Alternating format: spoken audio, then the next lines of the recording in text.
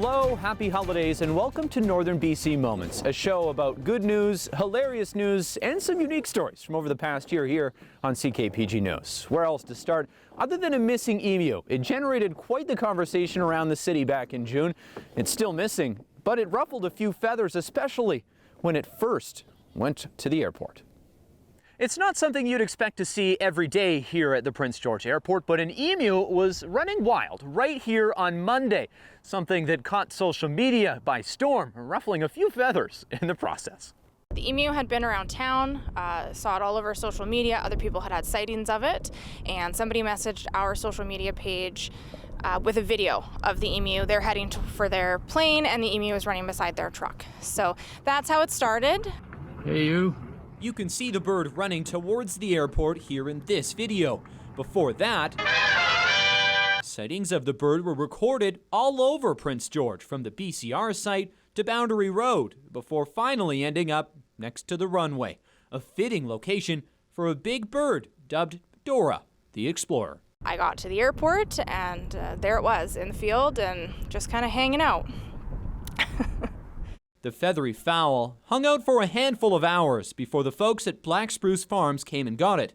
It wasn't their bird, but they held it, well, as long as they could, before it even escaped from there. Like everyone, I'm sure, you chuckle about it, right? I'm really hopeful that the emu has had enough adventure and has gone home. And from that point on, it's anyone's best guess where the bird is now. Outside of city limits, it's somewhere. It's still unclear who could even capture it. I've looked through our archives. I can't really find any bylaws or services that are dedicated to wrangling emus, so this is certainly a new situation, I think, for all of us.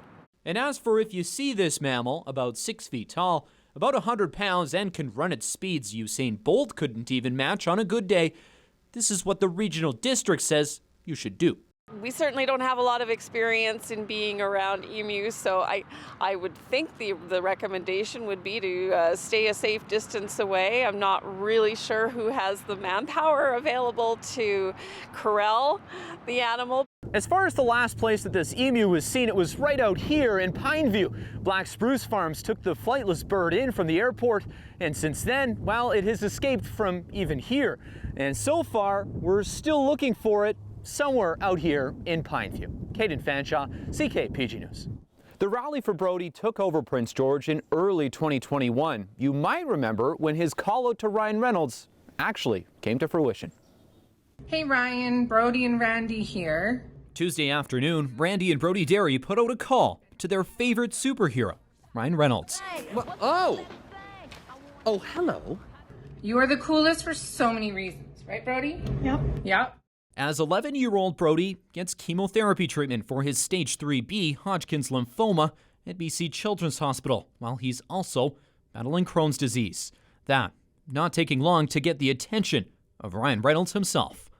Brody, it's Ryan Reynolds. I just heard a little bit about your story, and I just wanted to send you this video and let you know that I'm thinking about you, that I'm sending you tons of love, and I'm sending you strength, whatever strength I've got.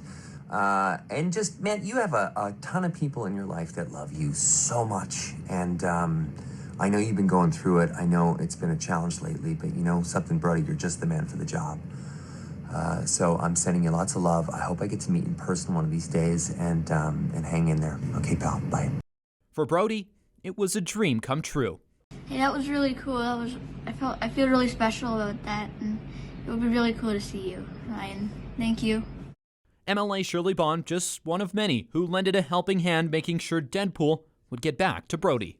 I think especially during COVID, when you know, there's so many challenges for people, you know, to see a little boy that's fighting in this way, and then to see his hero respond as a result of a story makes all of our hearts feel so great this morning. So way to go, Brody. We're cheering you on. And just think about this. You've got Ryan Reynolds in your corner. The story of a community coming together once again to make a dream come true and make Brody's battle a little bit better. Caden Fanshaw, CKPG News. The Prince George Live event was a smashing success here on CKPG-TV, raising over $55,000 for the PG Community Foundation, which went to local charities from there. It was a smashing success that raised a ton of money for our community, putting on a live television program to benefit a community, making it one of the best events to remember from 2021.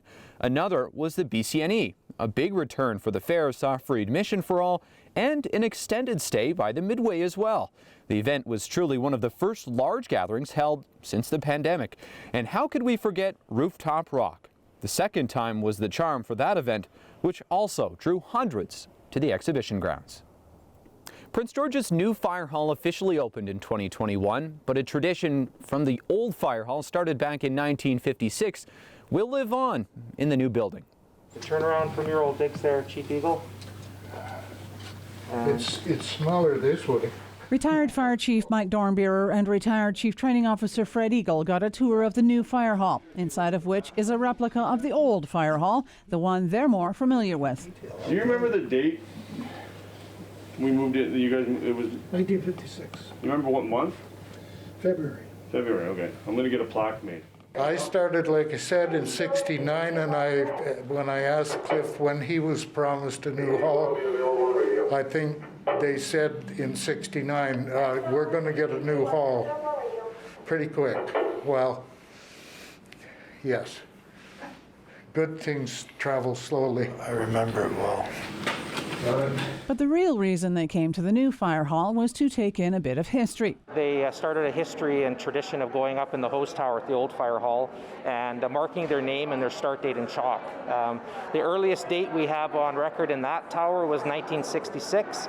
We were able to go back to 1950, and Fire Chief Harold Dornbeer was up on the wall as the first date in the new tower. Junior man. Yeah, junior man always got the honor of going up the ladder.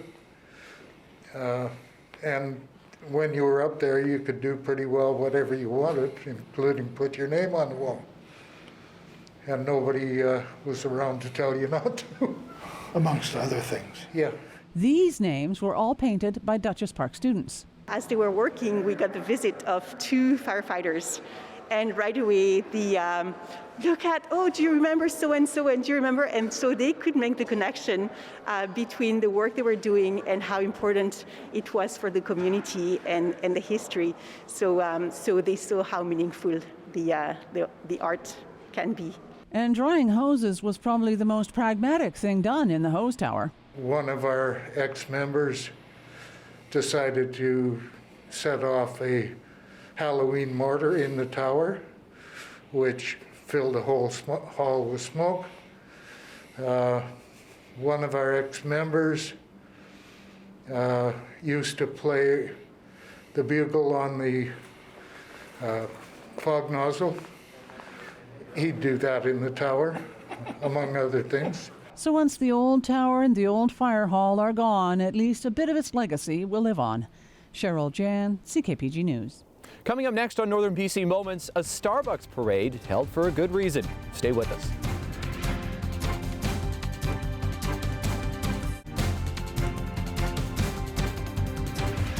Since the pandemic started, a number of people in our community have been giving, including one worker from Starbucks. And her work was recognized by healthcare workers who returned the favor with the parade at her place of employment. A team of healthcare workers and friends made their way to Starbucks to thank the person who, almost daily, brought them unique coffees to the hospital's ICU. They stood outside with signs and flowers to surprise barista Reagan Bowers. We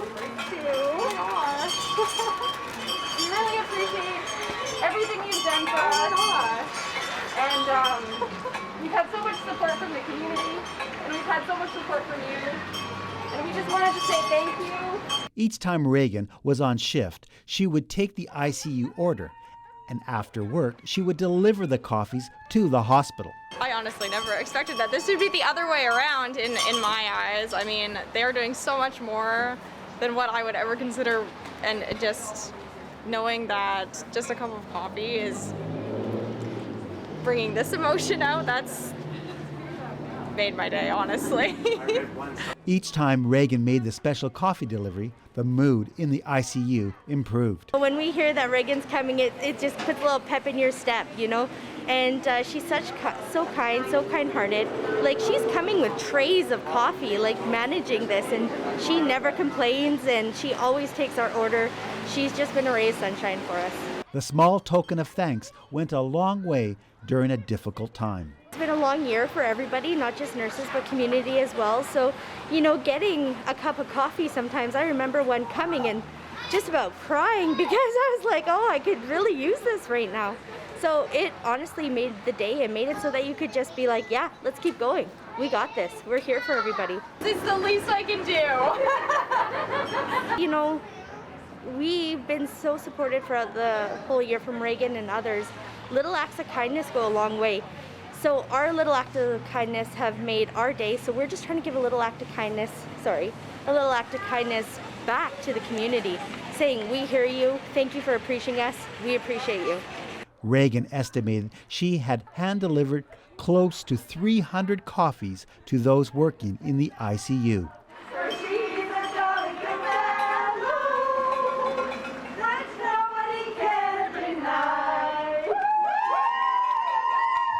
Dave Branco, CKPG News.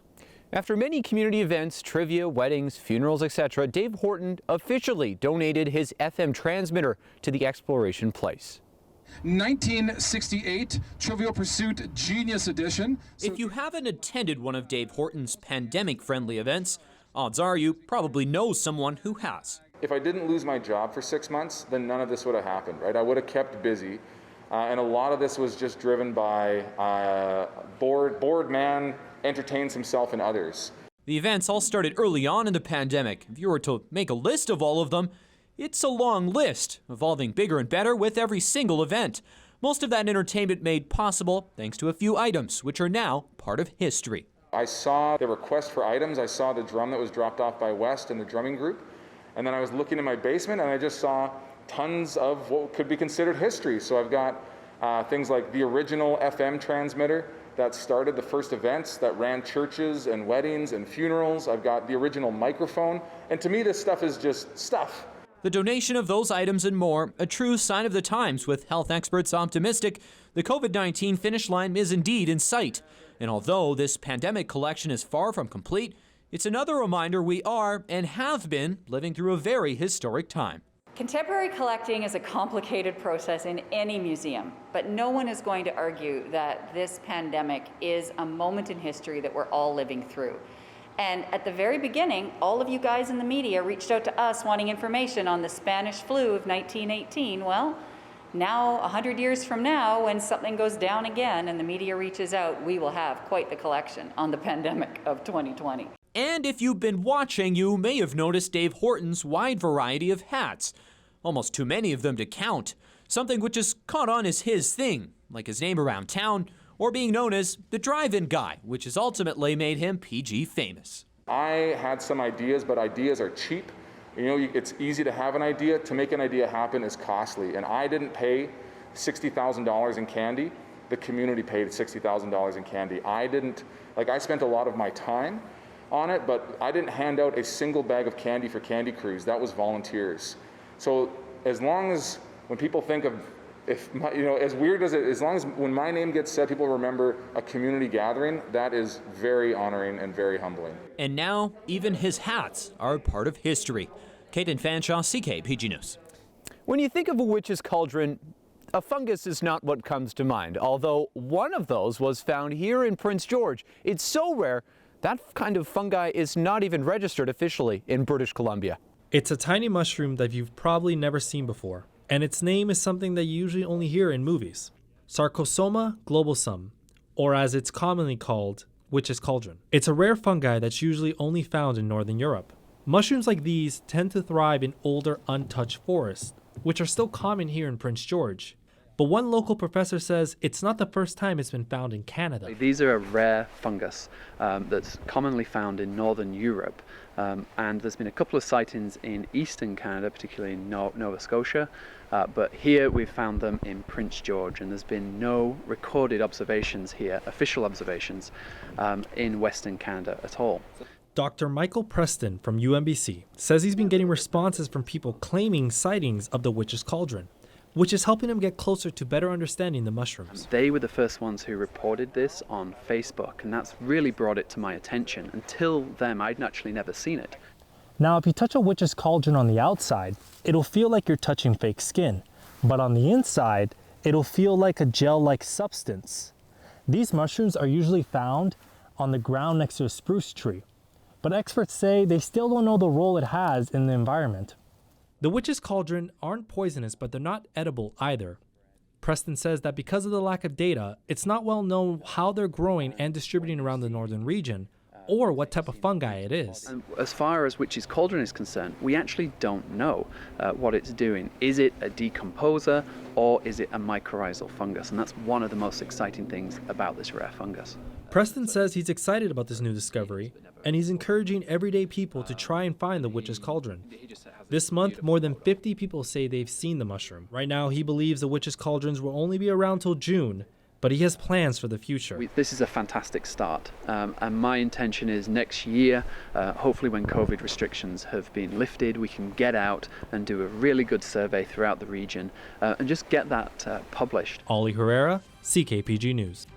More good news coming up here on Northern BC Moments. Stay with us for a big birthday, a century in the making.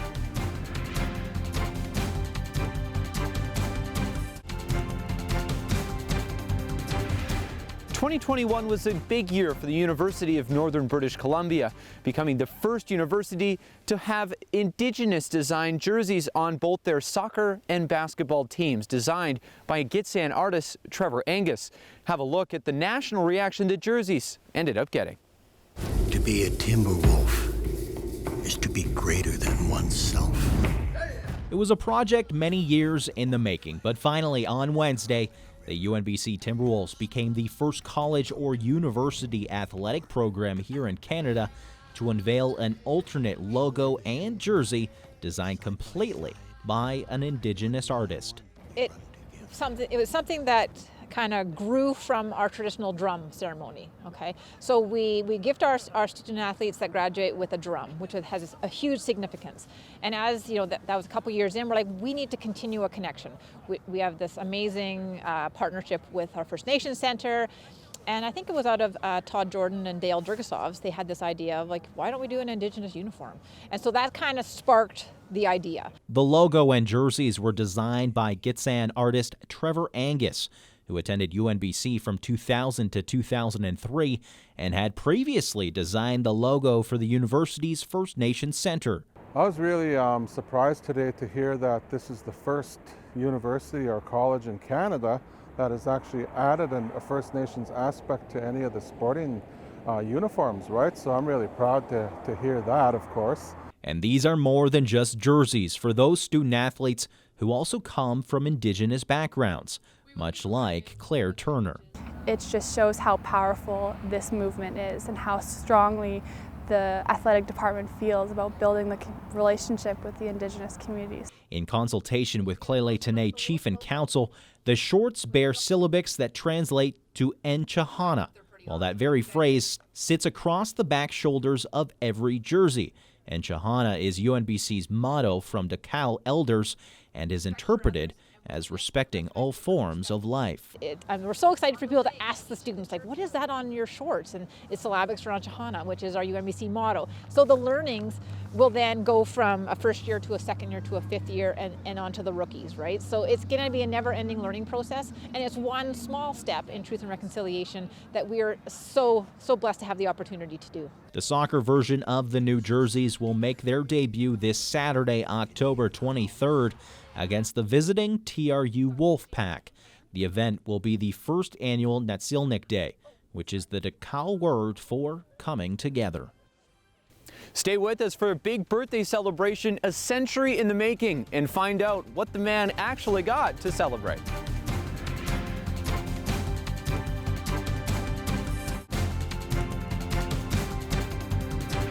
100 years is a long time, and for a local Prince George man, he got quite the excitement from a present he received on his 100th birthday earlier this year. Opening presents never gets old, including for this guy. Jack Milburn has traveled the world. He's raised a family. He's a pilot, and now he's turned 100 years old. I feel quite well. I've got no pains. Well, my little bit of a shoulder pain when I exercise. And luckily, I got my all my mentalities. Jack moved to Prince George when he was around 3 years old and can't believe the changes the city has made over the years. When we first moved here, Prince George was 2,000 people. And of course, the Northern Hardware was famous even then. And it had a big pot-bellied stove in it. Many would think at the age it would be hard to remember certain things. However, according to Jack's daughter, Michelle, her father hasn't missed a beat. It's incredible because he remembers everything, and everyone remembers him, you know? Like, this is just like a few things that people have sent, but he's got piles of cards that come in. And he can probably tell you exactly where he met that person, you know, and why, and like what country. So what is the secret to living until 100 years old? I don't know. I always was active. I exercised. I read books. And I traveled all over the world. And what made me so healthy, I really can't tell you. However, after 100 birthdays, opening a gift doesn't lose its excitement. I got no idea. Wow, it's amazing.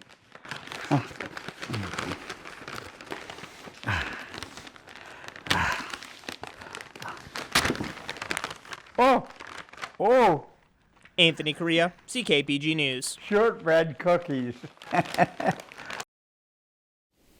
2021 was still quite a ways off from what we'd normally consider to be a normal year, but it was filled with plenty of interesting, unique, and hilarious moments. We hope you enjoyed this Northern BC Moments show. From all of us at CKPG News here, we wish you a very happy holidays and continue to stay safe this holiday season.